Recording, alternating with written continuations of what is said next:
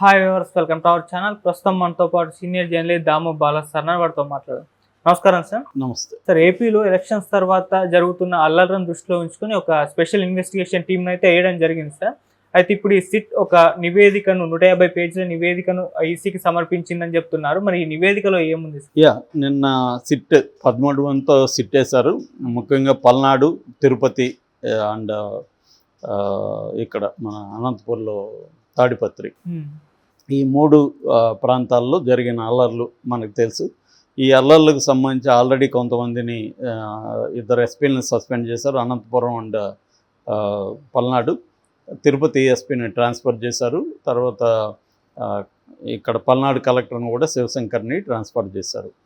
So ఈ కొంతమంది ఇంకా సిఐల్ని వాళ్ళని కూడా సస్పెండ్ చేసింది ఆల్రెడీ. సో దీని మీద సిట్ వేశారు సమగ్రంగా. వినీత్ బ్రజ్వాల్ అని, ఆయన ఇంతకుముందు ఎస్ఐబి ఐజీగా ఉన్నారు. ఆయన ఆధ్వర్యంలో ఏసీ బోర్డులు ఎక్కువ మంది ఉన్నారు దీంట్లో. సో మొత్తంగా 13 మందితో సిట్టు 4 బృందాలుగా వెళ్ళిపోయి వీళ్ళు తిరిగారు. సో ఈ 150 పేజీలు ఇది టెంపరరీ నివేదిక. డీటెయిల్ నివేదిక మళ్ళీ ఇస్తారు. టెంపరరీ నివేదిక మాత్రం ఇప్పుడు ఇచ్చారు ప్రాథమికంగా. ఇది నిన్న డీజీపీకి వినీత్ బ్రజ్వాల్ అండ్ రమాదేవి వీళ్ళిద్దరూ వెళ్ళి ఆఫీసర్లు ఆయనకి సబ్మిట్ చేశారు, హరీష్ కుమార్ గుప్తాకి. సో ఆయన దాన్ని ఈసీకి పంపిస్తారనమాట. సో అందులో 150 పేజీల రిపోర్ట్ ఇచ్చా ఉన్నారు. దానికి సంబంధించి బ్రీఫ్గా ప్రెస్కి రిలీజ్ చేశారు. సో అందులో ఏముందంటే మొత్తం ఈ 3 ప్రాంతాలలో కలిపి మొత్తం 33 ఇన్సిడెంట్స్ జరిగాయి. ఈ 33 ఇన్సిడెంట్స్లో 1370 మంది అక్యూజ్డ్ అని ఇప్పటికి ఆల్రెడీ పోలీసులు చేర్చారు.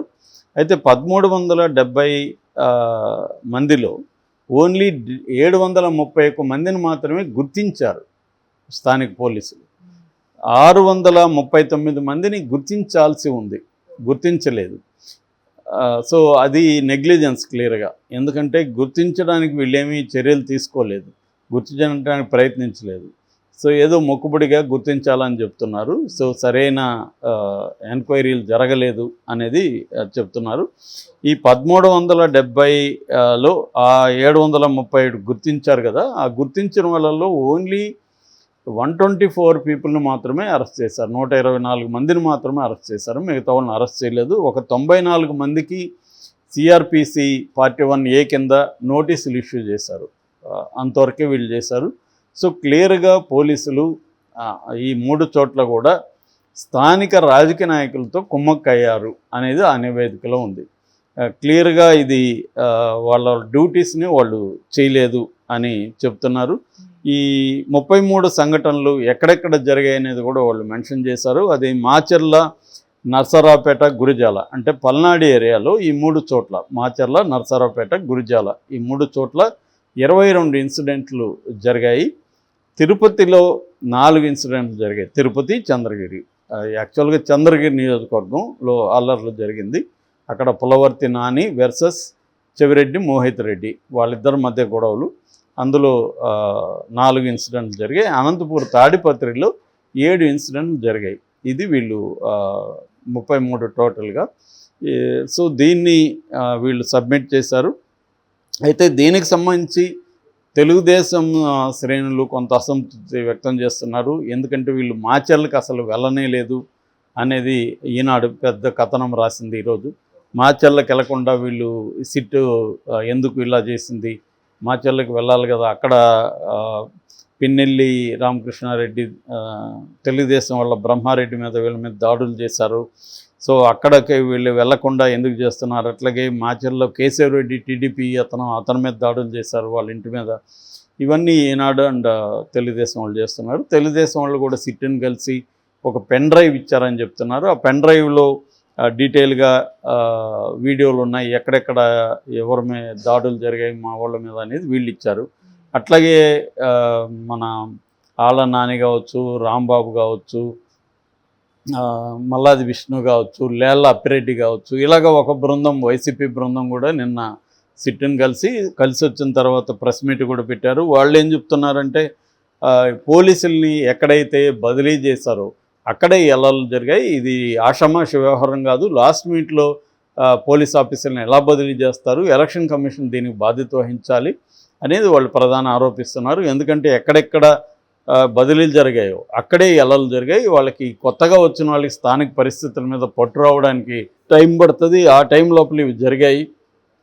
సో కింది స్థాయి ఎస్ఐలు, సిఐలు చాలా చోట్ల తెలుగుదేశానికి అనుకూలంగా ఉన్నారు. ఎలక్షన్ కమిషన్ కూడా తెలుగుదేశానికి అనుకూలంగా ఉంది. మేము కంప్లైంట్లు ఇస్తే మాత్రం ఎక్కడ పట్టించుకోలేదు. తెలుగుదేశం వాళ్ళు కంప్లైంట్ ఇవ్వగానే మా వాళ్ళని అరెస్టులు చేశారు. సో కాల్ డేటా పరిశీలించమని మేము సిట్ వాళ్ళని అడిగాము. మీకు అన్ని విషయాలు బయటకు వస్తాయి, అంటే ఎవరిని ప్రేరేపించారు ఏంటి కాల్ డేటాలు మీకు తెలుస్తుంది, సో దాన్ని చేయండి అని అడిగాము. అట్లాగే ఎలక్షన్ కమిషన్ తప్పులను కూడా మీరు చెప్పాలి, ఈ బదిలీలు కొత్తగా చేసిన తర్వాత చెప్పాలనేది కూడా అన్నారు అని వీళ్ళు ఇచ్చామని చెప్తున్నారు. సో రెండు వర్గాల్లో కూడా సిట్టు పని పట్ల అసంతృప్తి కనిపిస్తుంది. ఎక్కువగా తెలుగుదేశం శ్రేణుల్లోనే ఎక్కువ అసంతృప్తి కనిపిస్తుంది. అంటే మేబీ తమ వాళ్ళని అరెస్ట్ చేయకుండా వైసీపీ వాళ్ళని అరెస్ట్ చేయాలని వీళ్ళు కోరుకోవడంలో ఆశ్చర్యం లేదు. ఎందుకంటే ఇప్పుడు మనకి ఇట్లా మాచర్లలో కానీ తిరుపతిలో కానీ ఈ రెండు చోట్ల కూడా ముందుగా తెలుగుదేశం వాళ్ళే రెచ్చగొట్టారనే కథనాలు వినిపిస్తున్నాయి. ఇక్కడేమో తాడిపత్రులేమో వైసీపీ వాళ్ళు ముందుగా రెచ్చగొట్టారన్న కథనం వినిపిస్తుంది. ఎందుకంటే పెద్దిరెడ్డి అక్కడ కేతిరెడ్డి పెద్దిరెడ్డి ఆయన ఎప్పటి నుంచో వీళ్ళకి ఎదురుగా నిలబడి గట్టిగా పోరాడుతున్నాడు. అక్కడ జేసీ దివాకర్ రెడ్డి ఆయన ఏజ్డ్ అయిపోయారు, 85+. ఆయన పెద్దగా మాట్లాడడం కానీ బయటికి రావడం లేదు. ప్రభాకర్ రెడ్డి కూడా కొట్లాడుతున్నాడు, కానీ ప్రభాకర్ రెడ్డి కూడా అక్కడ మంచి ఫ్యాక్షన్ బలం ఉంది. సో కేతిరెడ్డి వాళ్ళ బ్రదర్ను కూడా ఒకప్పుడు ఈ వర్గం ప్రభాకర్ రెడ్డి వర్గం వాళ్ళు చంపేశారు. సో ఈ రకంగా తీసుకున్నప్పుడు అక్కడ ఫ్యాక్షనిజం ఒక అంశం, రెండోది తెలుగుదేశం వైసీపీ వాళ్ళు ఇద్దరు కూడా కొన్ని చోట్ల చేశారు. సో అవన్నీ కూడా వీళ్ళు బయటికి తీస్తున్నారు. అయితే వీళ్ళ పని మీద అసంతృప్తిగా ఎందుకున్నారంటే నాకు తెలిసి టైం కూడా వాళ్ళకి సరిపోదు. ఇప్పుడు 4 బృందాలుగా ఏర్పడి ఇన్ని ఏరియాలు తిరగాలంటే కష్టం. అందుకని వాళ్ళు ఏం చేస్తున్నారు, కొన్ని చోట్లకి వెళ్తున్నారు, కొన్ని చోట్ల అప్సైల్గా తెప్పించుకుంటున్నారు రికార్డ్స్. అక్కడికి వెళ్లకుండానే అక్కడ పోలీస్ స్టేషను, అక్కడ సిఐ వాళ్ళ దగ్గర నుంచి ఇన్ఫర్మేషన్ తెప్పించుకుంటున్నారు ఆ ఫైల్స్. ఎందుకంటే ఇవాళ అన్నీ కూడా సాఫ్ట్ కాపీస్ ఉంటాయి కాబట్టి ప్రతి దానికి కంప్యూటర్లో ఉంటుంది కాబట్టి ఆ ఫైల్స్ని ట్రాన్స్ఫర్ చేయమని వాటిని చూసి వీళ్ళు 150 పేజీల నివేదిక 4 రోజుల్లో తయారు చేయడం అంత ఈజీ కూడా కాదు కదా, అదైతే చేశారు. టైం కూడా వాళ్ళు ఎక్స్టెండ్ అడిగారు. ఇప్పుడైతే ఇది ప్రాథమిక నివేదిక అని. అట్లాగే చాలా చోట్ల పోలీసులు ఏంటంటే ప్రజాప్రాతినిధ్య చట్టం పెట్టలేదు, ఆ సెక్షన్ కింద అక్రమాలు జరిగినప్పుడు అవి పెట్టలేదు. అట్లాగే ఎస్సీల మీద దళితుల మీద దాడులు జరిగినప్పుడు SC/ST అట్రాసిటీస్ యాక్ట్ కూడా పోలీసులు పెట్టలేదు. అంటే ఏదో సింపుల్ సెక్షన్లో పెట్టేసి దుమ్మిలాగా పెట్టేసి చేసేసారు. క్లియర్గా పోలీసుల వైఫల్యం క్లియర్గా ఉంది. సో అందుకని ఇప్పుడు సిట్టు వాళ్ళంతా కూడా ఆదేశించింది ఈ సెక్షన్లంతా పెట్టుతూ మీరు మెమోలు వేయండి. ఎందుకంటే ఆల్రెడీ ఎఫ్ఐఆర్లు అయిపోయి ఉంటాయి కాబట్టి అదనంగా యాడ్ చేయాలంటే మెమో ద్వారా కోర్టుకి సబ్మిట్ చేయాలన్నమాట. అప్పుడు అది ఎఫ్ఐఆర్లు యాడ్ అయినట్లు లెక్క. సో అలాగా సిట్ గైడ్ చేసిందని చెప్తున్నారు ఇవన్నీ చేయండి అని. ఓవరాల్గా ఈ సిట్ వేయడం అయితే ఒక రకం మంచి పరిణామం. ముఖ్యంగా వైలెన్స్ ఫస్ట్ ఆగింది. నాయకులు ఎక్కడికక్కడ అజ్ఞాతంలోకి వెళ్ళిపోయారని చెప్తున్నారు. పిన్నెల్లి బ్రదర్స్ హైదరాబాద్కి వచ్చేయడం, తర్వాత పెద్దిరెడ్డి కనిపించట్లేదు, ప్రభాకర్ రెడ్డి కూడా హైదరాబాద్లో ఉన్నాడని చెప్తున్నారు.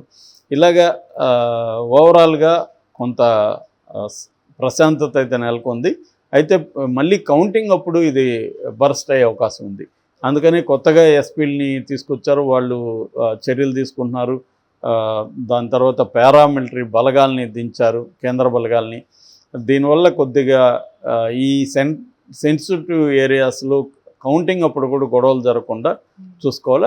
అక్కడే కాకుండా రాష్ట్ర వ్యాప్తంగా కూడా కౌంటింగ్ సెంటర్ల దగ్గర స్ట్రాంగ్ రూముల దగ్గర భద్రత పెంచడం, రెగ్యులర్గా చెక్ చేయడం, సడన్గా వెళ్ళి విజిట్ చేయడం, ఇవన్నీ కూడా చేస్తున్నారు.